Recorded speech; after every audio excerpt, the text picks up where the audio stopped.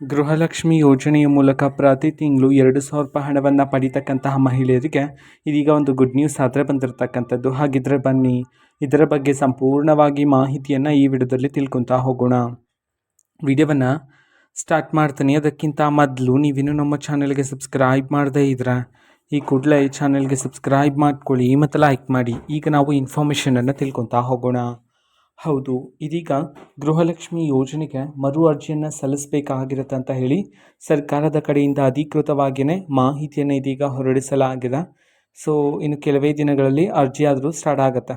ಹೌದು, ಮಹಿಳಾ ಮತ್ತು ಮಕ್ಕಳ ಕಲ್ಯಾಣ ಅಭಿವೃದ್ಧಿ ಇಲಾಖೆ ಕಡೆಯಿಂದ ಎಲ್ಲ ಸಿದ್ಧತೆಗಳನ್ನು ಮಾಡಲಾಗ್ತದೆ. ಇದೇ ನಿಟ್ಟಿನಲ್ಲಿ ಮಹಿಳೆಯರಿಗೆ ಒಂದು ಗುಡ್ ನ್ಯೂಸ್ ಏನು ಅಂತಂದ್ರೆ, ಸೊ ಸಾಕಷ್ಟು ಜನ ಮಹಿಳೆಯರಿಗೆ ಅರ್ಜಿ ಹಾಕೋದಕ್ಕೆ ಆಗೋದಿಲ್ಲ. ಓಕೆನಾ. ಸೊ ಅಂಥವರಿಗೆ ಇದೀಗ ಸರ್ಕಾರದ ಕಡೆಯಿಂದ ನೇಮಕಾತಿ ಮಾಡಿರ್ತಕ್ಕಂತಹ ಅಂಗನವಾಡಿ ಕಾರ್ಯಕರ್ತರು ನಿಮ್ಮ ಮನೆಯ ಬಳಿ ಬಂದು ಸರ್ವೆಯನ್ನು ಮಾಡ್ತಾರಲ್ವಾ. ಸೊ ಆವಾಗಲೇ ಗೃಹಲಕ್ಷ್ಮಿ ಯೋಜನೆಗೆ ಅರ್ಜಿಯನ್ನು ಸಲ್ಲಿಸಿ ಕೊಡ್ತಕ್ಕಂಥದ್ದು. ಓಕೆನಾ. ಸೊ ಇದು ಒಂಥರ ಗುಡ್ ನ್ಯೂಸ್ ಅಂತಲೇ ಹೇಳ್ಬೋದು ಮಹಿಳೆಯರಿಗೆ.